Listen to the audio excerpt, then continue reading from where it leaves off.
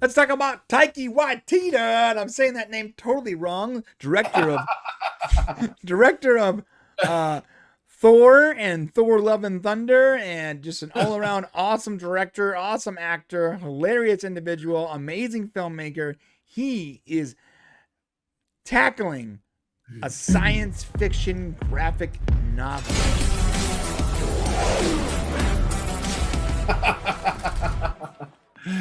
Oh man, yeah. Taiki was so good in All right, Free Shane. Guy. Shane, I'm gonna let you go on here, but you need to Yeah. correct the way I said his name. Taiki Waititi. Did I say it wrong? Did I say it right? It's all funny. I was gonna be like Taiki Waititi. He's great. Yeah, in Free Guy, Taika guy Waititi stole the show in Free Guy. totally stole the show. Oh Loved yeah, it. He was great. Well, what's interesting about Taika is that his movies are good, man. they're great. Yeah, He does really good movies. He did Thor Ragnarok. He did Jojo Rabbit. He's an up and coming filmmaker, and he has this really interesting sense of humor. So when I heard that he's going to be doing the Incal, let me describe to you what this is. The Incal is currently a set of graphic novels or comic books, basically yeah, comic books. comic books. And what's gonna make you laugh is they came as a result of an original Dune movie that was going to be made back in the 70s, starring Mick Jagger and Salvador Dali. I've watched the crap out of that movie. Okay, in the 70s, it never got made. They were in love with Frank Herbert's Dune, the saga of sand and blood, and this guy was going to make this movie. He was going to make the Dune movie, and it was going to be like a 10-hour movie. Oh God, right?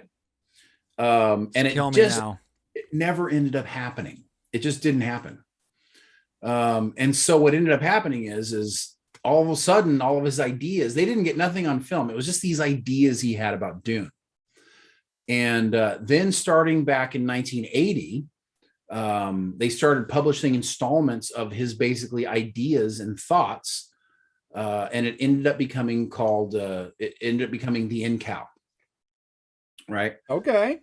So yeah. So what is it? It's the story is set in a dystopian capital city of some insignificant planet in a human dominated galactic empire. Right. You got these bergs that are aliens who resemble featherless birds. Yeah, resemble featherless birds. So they have hollow bones. Featherless birds. I don't know if they got hollow bones, but featherless birds. That would be a really cool like detail. Like they're super light, you know?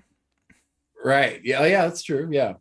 But basically, this character gets like. Let me see what it says specifically here.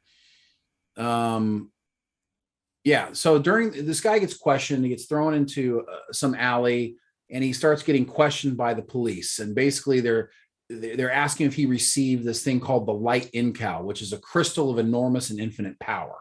So you have all these things happening here. You've got a dystopian future, some far off galaxy in space, and now you've got this object of enormous power. How can this movie not be good? Right. Right. It has all those elements, and of course you've got Taika making the movie. And it said Incal has influenced a ton of modern science fiction films like The Fifth Element, The Matrix, Blade Runner. Dude, The Fifth Element, you guys can't see this right now, but The Fifth Element is on my. One day I'll show you this. To my right, I guess my left to you, but to this side of my body, there is the Big Four. And the Big Four of all science fiction films, it's my top four. It's the tippity top of my favorite science fiction films. And you got The Fifth Element, Stargate, Serenity, and Star Trek. And I'll let you guess what Star Trek it is. Those are my top four. The Fifth Element, okay, is on my top four of science fiction movies. It is, to me, notice Star Wars not there. I think Fifth Element is better than Star Wars. It is a good movie. Yeah. So Taika, he's actually doing this movie with the blessings of the original comics creator Alejandro Jodorowsky. Jodorowsky. That's a tough one, Alejandro. So he's got the blessings of the original creator, and he's going to be co-writing, and directing the movie. So from beginning to end, this is going to be like his project. And anytime he does this, it tends to turn out really, really well. Dude, I so desperately want to just hang out with Taika Waititi. Right? Doesn't he seem cool? He seems like one of the coolest people I've ever seen in my life. Yeah. I want to just kick it with this dude. He's got to be so creative and so talented, you know? Yeah, I totally agree. Okay, so this is actually a better description than what I was reading the wiki page. But basically, the Incal follows a private investigator named John DeFool. The Fool? That's great. Who Taika Waititi compares to Jack Nicholson's character in Chinatown. Awesome movie. Awesome movie. And that's a great character. One of my favorite shirts is my Chinatown shirt. Right. The Thor Love and Thunder filmmaker shared that he loves the idea of a character who has no idea what they are doing, and their life being faced with a great task like rescuing the universe. The story sees a ragtag crew of people working with DeFool after discovering a mystical artifact called the Incal. And of course it says here it has influenced a ton of modern science fiction films like The Fifth Element, The Matrix, and Blade Runner. So this is going to be cool. It's going to be science fiction, fantasy, and Taika. Awesome. Sign me up every day of the week. Of course, we have no idea when it's going to come out. He just announced that he's doing it on Instagram. Dude, this guy is so good at making films that even though my preference as far as movies is always science fiction, some of his movies for me, they still have that vibe. Like they still rank on my favorite movies. Free Guy should not have been like an amazing movie, but it really was to me. It was funny, it had heart. The villain was great. You understood his motivations, you understood all the characters, the references, the pop culture. It was amazing. And but all the MCU and he made 2 MCU movies, right? Yeah. Both the MCU movies. What's that? This is the second one, I think. Thor and Love and Thunder is the second one. No, but he did something else too. Was it a DC movie? His movie? Oh, let's take a look. I'll tell you right now. He did something else, I think. Regardless, is so far everything that this dude has made or starred in, I've enjoyed. I'm not saying it's like the best thing ever, but at the very, very absolute least, like it's been worth my time. Oh, dude, he was a writer for What We Do in the Shadows. Of course he was. Yeah, he also directed that one. So he did Thor Ragnarok. Jojo Rabbit. That was the one. That was great. That Jojo Rabbit, that should have been canceled. I'm not even sure how it was made. Yeah. No, he did that. So this is his second MCU movie. Okay, so he did. He must have been in an MCU movie or something. Man, he's doing Time Bandits as a TV series. How cool is it? Remember the one with the little people? Bro, yes, I totally remember that. It's awesome. But even better, Shane, he's doing Flash Gordon and Akira. Holy moly. Well, he's writing it, right? Yeah, as a writer. I'm sorry. Yeah, I got him down as a director. Yeah, he's writing Flash Gordon and Akira. But as a director, he's also directing Akira. Dude, he's going to direct a Star Wars film. Oh, Akira is going to be amazing. He's directing a Star Wars movie? Titled Taika Waititi right. Star Wars film, 2025. Okay, here's the deal. That'll be the one Star Wars movie I look forward to watching. Dude, if Taika was a stock, I would put all my money in him right now. Yeah. It sounds like we're just like straight up simping for this dude, but you don't understand. Literally everything he has made has been good. I'm not saying it's been like everything has been genius, but everything, like the guy just hits. He just hits. I'm not saying he always gets grand slams, but at the very least, he always gets to a base. Is that the proper reference? Yeah. He's going to be one of those people that transcends being a director, and he's going to become a personality, like a pop culture icon. What's it called? It's a EGOT, right? Just does it all. Yeah, this guy did Flight of the Conchords. Okay, great. What We Do in the Shadows. That's a very that movie, that TV show is hilariously good, and very few people know about it. Jojo Rabbit, we talked about that. He did a lot of What We Do in the Shadows. Now I know why I love that TV show. Jesus, he's good, man. Yeah, Reservation Dogs. That was totally not something that you would think I would care about. It was great. My wife likes it. Thor: Love and Thunder. Oh man, dude. Oh God, can we how do we get on board?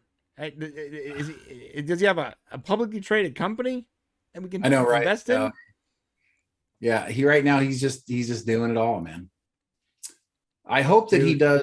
He is writing and directing Akira and Time Bandits. Oh my God, isn't that cool? I hope he ends up directing Flash Gordon too.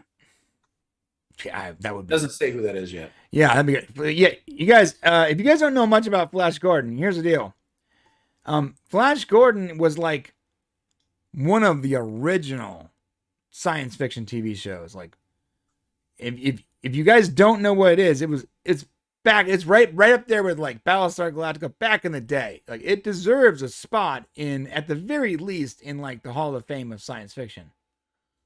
Oh man, did you know that Ryan Reynolds was approached for the title role in Flash Gordon? Oh my God, please. Please do this movie. Yeah. Oh my God, are you kidding me? Oh, and Taika plays the Wouldn't that be cool? What's the villain's name? Oh, in Flash, I don't remember. Like the evil Doctor whatever. Yeah, there's just too many of them. Dr. Hans or whatever. Dude, he could totally.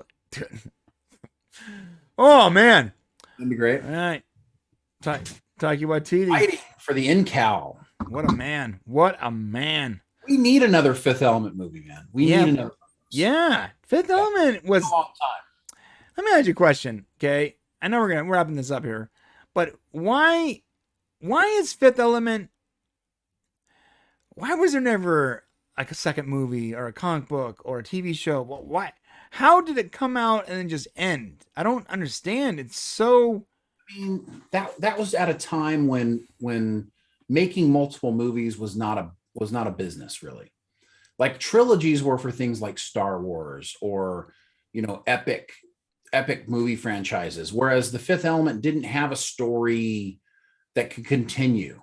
It was a condensed story. It had Bruce Willis, who he was really hot, could do a lot of things, and he probably wouldn't want to tie himself down with multiple movies either.